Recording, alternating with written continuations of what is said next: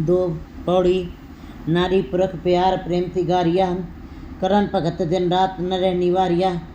इस पदे के अंदर गुरु जी ने इस बात को समझाया है कि जब जीव स्त्री का प्यार परमात्मा पति से हो जाता है तब उसको अन्यत्र किसी भी सौंदर्य प्रसाधन की ज़रूरत नहीं रह जाती है, क्योंकि नाम का जो श्रृंगार है वो सदा ही स्थिर रहने वाला, वो सदा ही आनंद देने वाला, वो श्रृंगार कभी ख़त्म नहीं होता है। इस पदे के अंदर इसी बात को गुरु जी बता रहे हैं कि जब संसार में मनुष्य ने जन्म लिया है तो उसका यही लक्ष्य होना चाहिए कि उसको ये सारे संसार के जितने भी जीव हैं सब जीव स्त्री के रूप में आए हैं। परमात्मा ही पति रूप परमेश्वर के रूप में इसके अंदर प्रतीक बताया है। जो भी जीव स्त्री अपने परमात्मा पति के साथ प्रेम का रिश्ता जोड़ लेती है, प्रेम श्रद्धा विश्वास के साथ उसके साथ जुड़ जाती है, एक रस हो जाती है। करण भगत दिन रात न निवारिया। फिर कहते हैं ऐसी जीव स्त्रियाँ जिनको परमात्मा के नाम से, परमात्मा से उसकी सिफत सलाह से प्यार हो गया है, उसके गुणों का गुणगान करने में ही उनको आनंद आता है, ऐसी स्त्रियों को चाहे जितना भी रोका जाए उस अवस्था से वो रोकने पर भी रुकती नहीं है। वो दिन रात ही उसके नाम के अंदर रत रहती हैं। न रहनी करण भगत दिन रात, वो भक्ति दिन रात करती ही रहती हैं और अपने परमात्मा पति के साथ जुड़ी रहती हैं, रहनी वारिया, और रोकने पर भी वो रुकती नहीं है, क्योंकि परमात्मा का नाम और नशे सब नशे हैं, उतर जाए प्रभात नाम खुमारी नाम का चढ़ी रहे दिन रात। ये ऐसा नशा है किसी को लग जाए फिर वो नशा उतरता नहीं, वो बढ़ता ही जाता है दिन प्रतिदिन उसका, क्योंकि उसके अंदर आनंद है, वो नशा कभी ख़त्म नहीं होता है। ऐसी जीव स्त्रियाँ फिर परमात्मा के नाम से कभी वंचित नहीं रहती हैं, दिन रात उसी में मग्न रहती हैं। महला मंझ निवास शब्द सवारिया।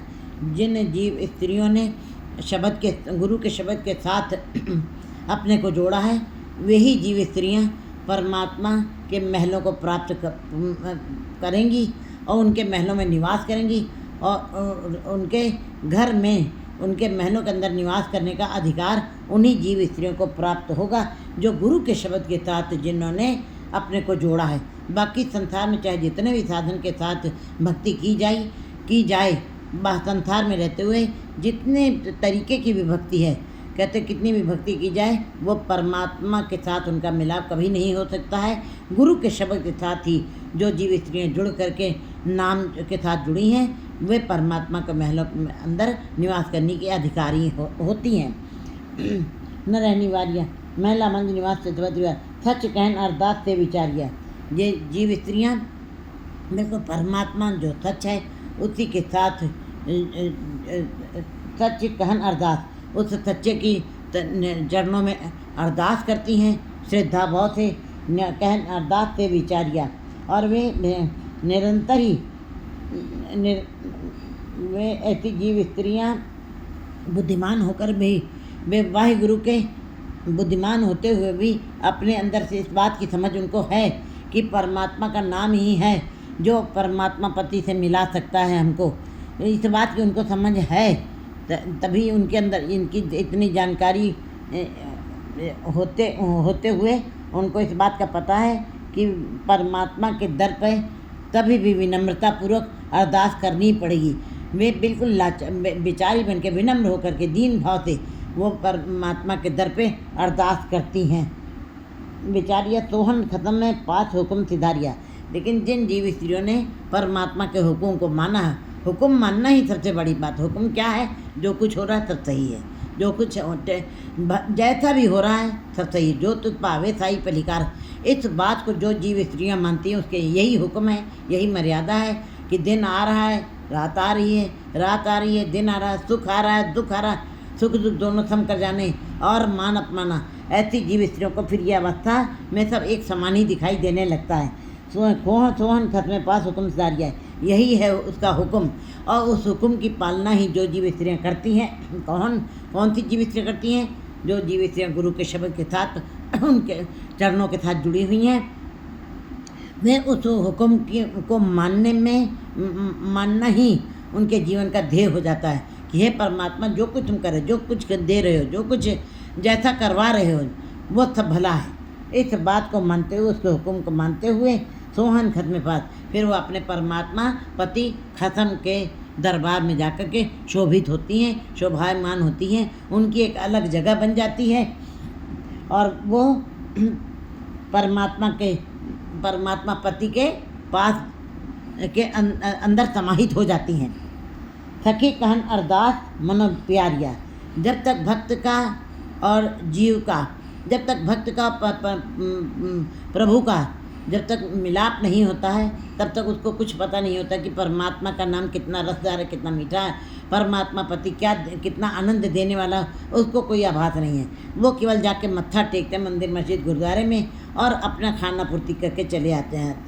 वहाँ पे तब क्या कहते हैं, तू ठाकुर तुम पे अरदास, हे परमात्मा तू ठाकुर है हमारा, हमारी तुम्हारे पास अरदास है। लेकिन जैसे जैसे भक्त भक्ति करता चला जाता है, उसके चरणों के साथ जुड़ता चला जाता है, वैसे वैसे उसके अंदर श्रद्धा, विश्वास और प्रेम की अवस्था बढ़ती चली जाती है।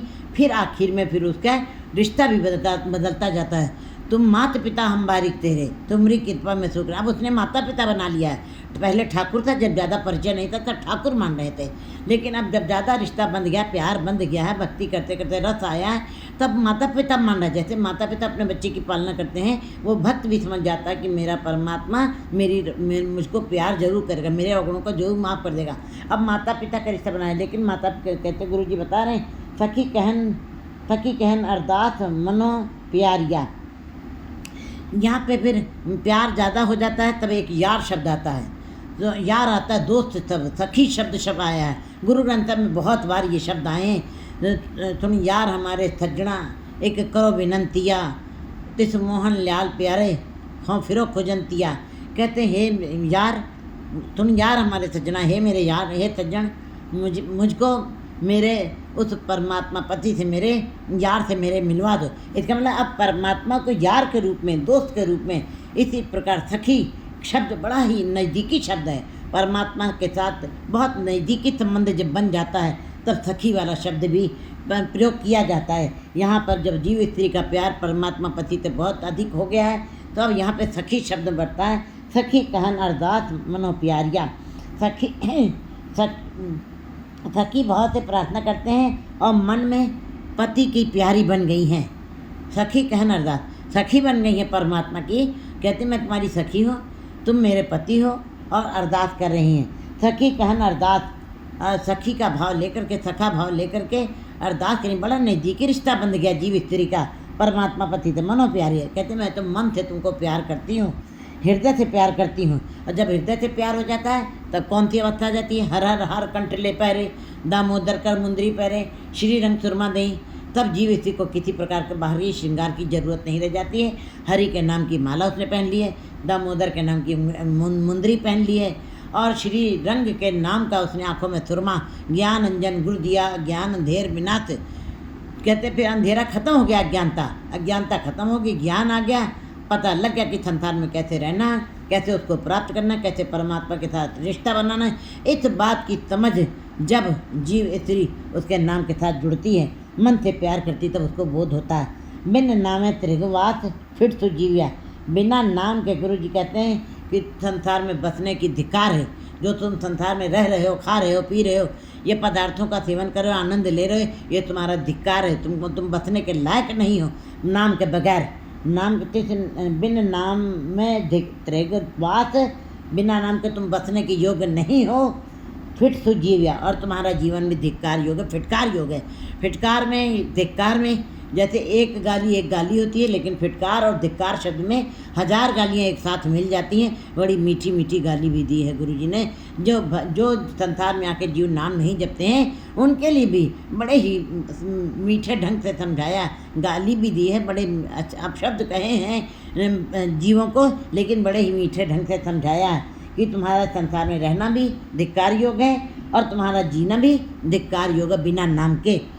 शब्द सवारी आस अमृत पीविया।